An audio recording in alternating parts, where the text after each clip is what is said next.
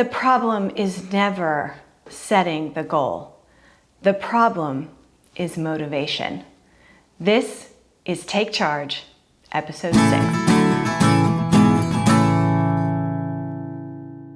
Hi everyone, welcome back. My name is Manya, and today I want to talk to you about how to find motivation so that you can achieve the goals you have set for yourself. It's that time of year, it's New Year's, and people are setting resolutions, and so you have another opportunity to set resolutions for yourself. But did you know that only 9% of Americans complete their New Year's resolution? And even worse, 23% quit after the first week in January, and 43% quit by the end of January.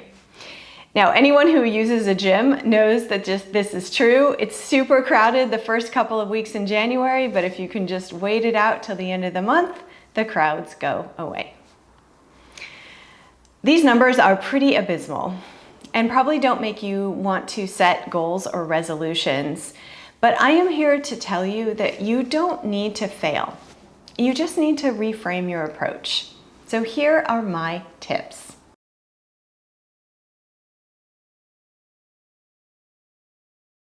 Set an attainable goal. This is a big one. Many people set such enormous goals that they end up overdoing it at the beginning, getting overwhelmed and quitting. I certainly have been a victim of this myself, specifically around food and weight loss. I can sometimes say, I'm going to be perfect. I'm going to track every bite. I'm going to measure every calorie, every macro, every protein, carbohydrate, and fat. I'm going to go to the gym 4 to 5 times a week. I'm going to walk 3 times a week. You get the point. Someone else might set a goal to lose 100 pounds in a year, for example. Is this attainable? Absolutely. I could point you towards numerous YouTube channels, Instagram channels that show it's possible. But the amount of work that it takes, most people are not going to take that kind of time. For example, to lose 100 pounds in a year, you really need to be almost perfect when it comes to tracking and measuring and weighing for the entire year. And do you have any vacations or weddings planned? Because you're going to have to deny yourself throughout those just to keep yourself on your goal. So my advice is to set a goal that is a bit of a stretch, but is much more realistic and allows you to have a life. So for example, rather than a weight-based or time-based goal, you could set a goal such as, I will track my food every day. Or I will move my body 3 to 4 times every week.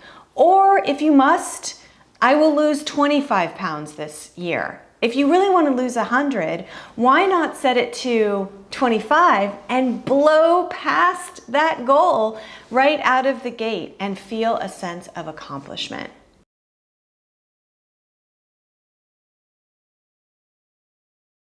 Why is there so much pressure to set a year-long goal? It is so hard to predict how your life is going to go for an entire year. I've never understood this one because it just seems so arbitrary. Instead, I recommend that you set many small goals with little and attainable chunks of time.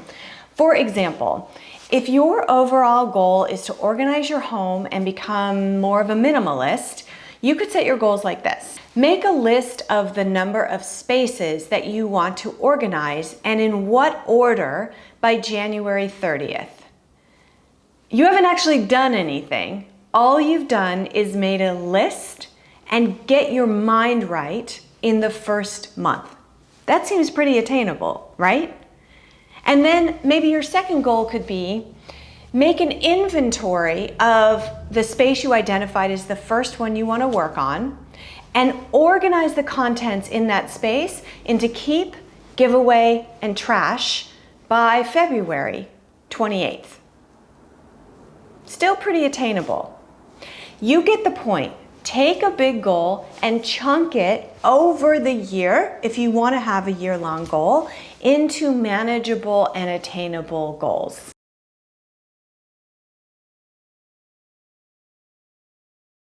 Come on. Now, you know yourself and you know your own personal limitations. So I don't know why you're comparing yourself to everyone else and trying to be them. Also, why are you setting the same goal year after year, knowing that you will fail? I'm assuming you don't hate yourself, but why are you torturing yourself? Listen, I get that the holidays can be rough and they force us into uncomfortable situations, whether that be around food or family, and it just makes us think about our own limitations and how much we want to change. But how you feel in December with all the craziness is almost never how you feel in February or July. Once those emotions die down and you're back to your normal routine, it's really easy to forget about how you felt when you set that resolution. So I want you to flip it to be more successful. Think about how you feel in March or May or September. What is the thing that weighs on your mind throughout the year that you want to accomplish? And make that your goal.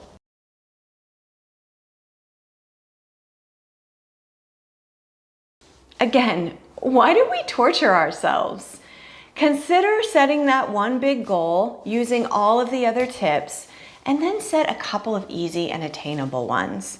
Only you know what those could be, but for me it could be simple as learn to bake the best sourdough bread, or learn how to make the perfect old-fashioned. Whatever, just make it fun and something that you'll do, enjoy along the way, and accomplish.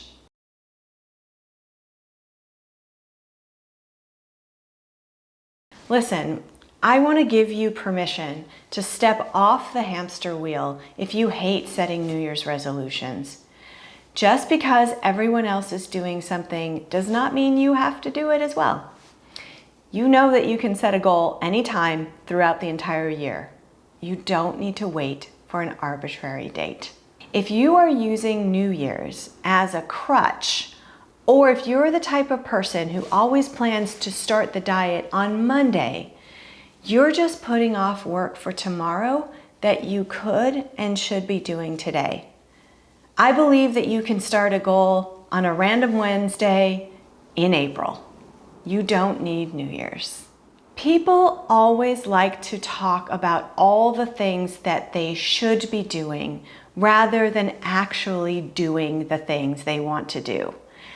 I believe that we should ban the shoulds, and I talk about it all in episode 1 of my Take Charge series that you can find right here. Thanks for being here, and I'll see you in the next video. Bye.